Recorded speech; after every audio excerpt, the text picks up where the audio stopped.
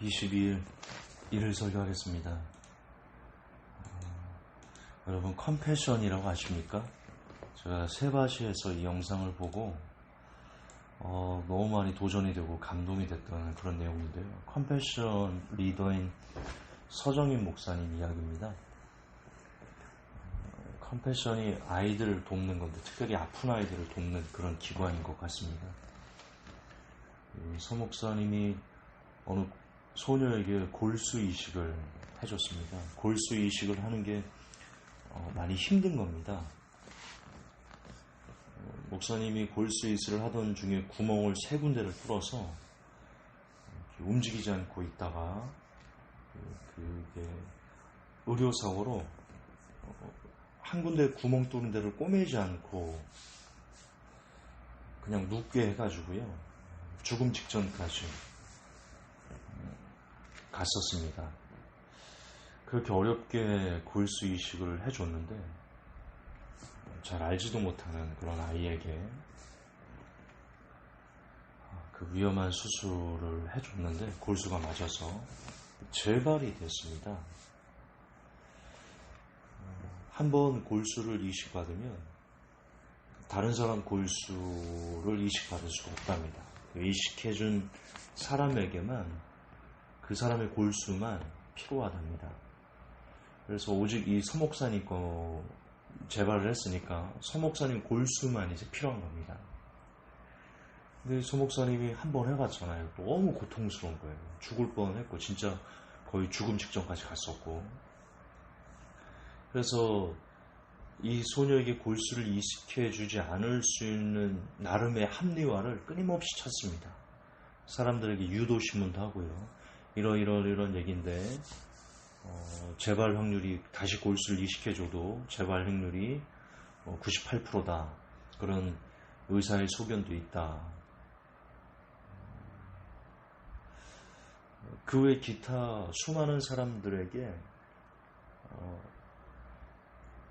이유를 내가 이제 2번 그 소녀에게 골수를 또 하지 않아도 되는 골수 이식을 또 하지 않아도 되는 그런 이유를 찾고 싶어가지고 합리를 찾고 싶어서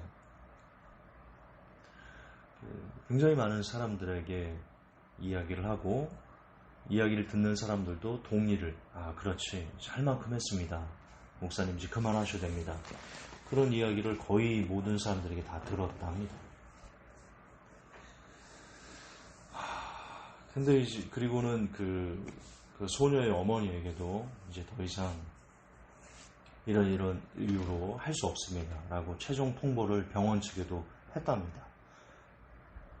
그럼 이제 그 아이는 이제 죽을 수밖에 없는 겁니다. 이 목사님이 마지막 날 이제 골수를 이제 그 소녀에게 이식하지 않으면 이제 죽는 겁니다. 그 소녀는. 그 마지막 전날에 도저히 이것을 어떻게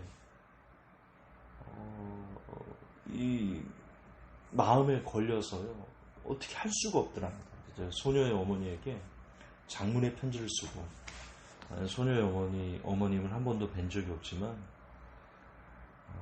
제가 예수님의 사랑으로 한 번 더 골수를 제가 드리겠습니다. 어머님도 믿음은 없으시지만 이번에 저와 함께 예수님에게 아이를 살려달라고 간절히 저와 함께 기도해 보시지 않겠습니까? 하면서 이렇게 장문의 편지를 썼습니다.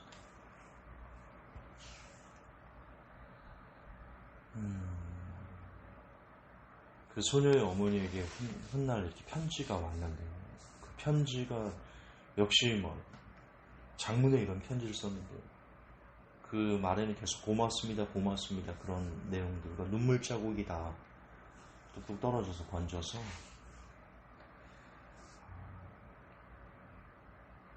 모든 장마다 그렇게 눈물 얼룩진 그리고 단 하나 거의 그 핵심이 고맙습니다. 감사합니다. 저도 예수님을 붙잡고 열심히 기도하겠습니다. 그런 내용들. 그 소녀에 대한 2차 골수 골수 이식이 진행이 됐고요. 지금 그 소녀는 어느덧 고등학생이 되었습니다. 살아난 겁니다. 재발 확률 98%라는 그 확률을 뚫고요. 하나님께서 살려주신 건데, 그 서목사님의 희생, 그 믿음을 보셨지 않나 싶습니다.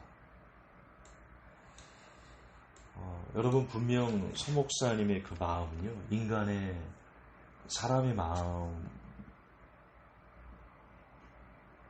마음이라기 보기 힘듭니다. 왜냐하면 사람은 원래 이기적이잖아요. 자기만 생각하는데, 이 서목사님은 그 한 명의 소녀가 그 죽음이 본인이 죽을지언정 너무 그 마음이 그 애틋하고 불쌍하고 걸려서 차라리 본인이 죽으면 죽으리라 라는 심정으로요.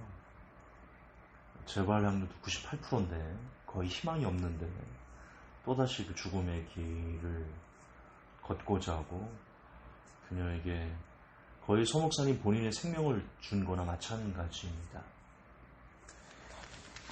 다시 얘기하지만 이건 사람의 마음이 아니다라고 생각합니다. 하나님께서 그 서목사님에게 그 마음을 부어주신 겁니다. 그리고 그 마음을 통해 오늘날 저와 여러분에게 전달하고 싶은 메시지가 있다라고 저는 믿습니다. 그건 바로 하나님께서는 한 사람도 포기하고 싶어하지 않는다는 그 마음, 그 중심입니다. 마태복음 18장 12절에 너희 생각에는 어떻겠느냐. 만일 어떤 사람이 약 100마리가 있는데 그 중에 하나가 길을 잃었으면 그 99마리를 산에 두고 가서 길 잃은 양을 찾지 않겠느냐. 마태복음 18장 14절 이와 같이 이 소자 중에 하나라도 이뤄지는 것은 하늘에 계신 너희 아버지의 뜻이 아니니라. 누가복음 15장 6절 집에 와서 그 벗과 이웃을 불러 모으고 말하되 나와 함께 즐기자. 나의 잃은 양을 찾아노라 하리라. 아멘. 성경은 하나님께서 계속 악인도 멸망하지 않기를 원한다. 돌이키길 원한다. 끊임없이 한 사람을 포기하지 않고 싶어하는 그 마음들이 절절하게 성경에 기록이 되어 있는데 우리가 성경을 잘 읽지 않잖아요. 그래서 하나님의 그 한 사람을 향한 그 애틋함이 어느 정도인지 우리는 잘 이해하지 못하는데요. 잘 알지 못하는데요. 오늘 하나님께서는 이 서목사님을 통해서 이 서목사님에게서 한 명의 그 소녀를, 그것도 재발 확률이 98%잖아요. 살아날 확률이 2%밖에 없는데 거기에 본인의 목숨을 던졌습니다. 제가 이게 사람의 마음이 아니라고 말씀드렸죠. 네, 하나님께서 그 마음을 부어주셨다고 저는 믿습니다.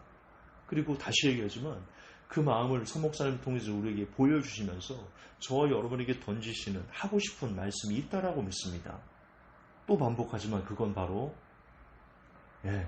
아무리 재발 살아날 확률이 2%밖에 안 된다 할지라도 그럼에도 불구하고 본인의 생명을 드리고 싶어 하셨던 하나님의 그 마음, 하나님의 사랑, 우리를 잃고 이 설교를 듣고 있는 여러분들, 그리고 이 설교를 하고 있는 저와 여러분이 어떤 죄악 가운데 있는지 우리는 모릅니다.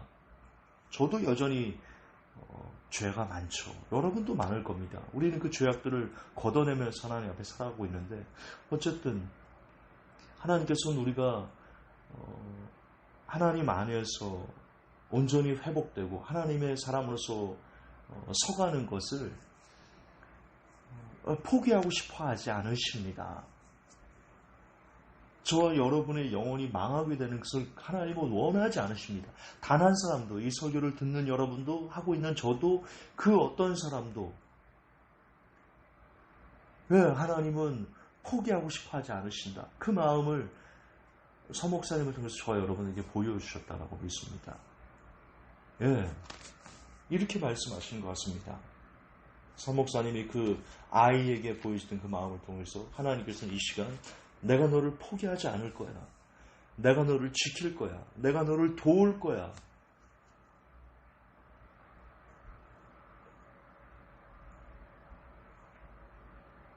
이 시간 그렇게 저와 여러분에게 말씀하고 계시지 않나 싶습니다. 여러분, 하나님께서는 사람을 그 상실한 마음대로 내버려 두실 때는요, 각자의 죄악이 관영하면 그렇게 합니다. 왜 그 이스라엘 백성이 출애굽을 했죠. 출애굽을 할 때 아브라함에게 뭐라고 말씀하셨냐면 가나안 족속의 죄악이 관영치 않았기 때문에 그냥 직접적으로 말씀드릴게요.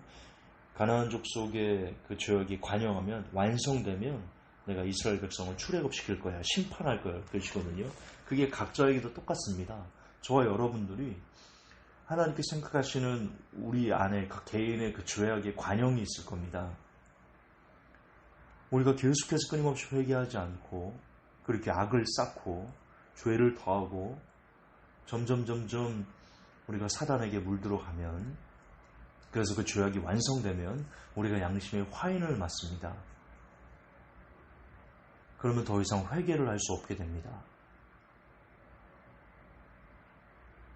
거기까지 가지 않도록 하나님께서 끊임없이 우리에게 말씀하시고 돌아오라 말씀하시고 돌이키라 말씀하시고 나를 보라 말씀하시고, 그래서 어떤 사람은 사랑하면 사랑할수록 더 열심히 때리십니다. 하나님께서 돌이키라고, 깨달으라고, 정신 차리라고.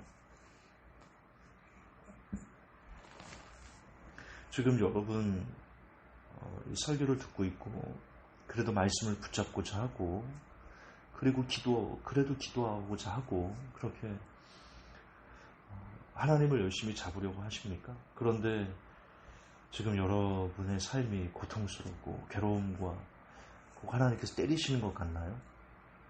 때리시는 걸 수도 있고요. 그걸 통해서 저 여러분들이 깨닫게 하시고자 하시는 어떤 마음이 있으실 수도 있는데요. 중요한 것은 하나님께서 사랑하시는 자마다 징계하신다는 겁니다. 그리고 포기하지 않으려고 하는 사람들을 더 심하게 하나님께서 회초리를 드신다는 겁니다. 지키고자 하는 사람을 그냥 하나님의 지킴과 하나님의 도움은 그냥 무조건 여전히 죄악을 붙들고 뒹굴고 있는 사람까지 아이고 우리 새끼 엉덩이 토닥토닥 어이구 잘했어. 그래 오늘 사람 죽였어. 어이구 잘했어. 그래 오늘 사람을 미워하면서 그 마음으로 살인해서 아이고 잘했어. 그래 오늘 음란했어. 아이고 잘했어. 아우 오늘 너 포르노 즐겼어. 아이고 잘했어. 엉덩이 토닥토닥. 절대 하나님 그러지 않으십니다. 그거는 마귀는 그럽니다. 마귀는 그래요. 마귀는 죄를 지을 때마다 아이고 잘했어 우리 새끼 내 새끼 그러는데요. 하나님은 포기하지 않고 싶은 사람일 때마다, 지키고 싶은 사람이 있을 때마다, 돕고 싶은 사람이 있을 때마다 죄악과 착해서 뒹굴거리는 것을 지켜보지 않고요. 매우 엄하게 매를 드십니다. 여러분, 하나님께서는 한 사람도 포기하고 싶어 하지 않으십니다. 그래서 어쩌면 이 땅에 대환란을 허락하시는 걸 수도 있습니다. 그렇게도 강력하게 때려서 깨달으라고, 돌이키라고.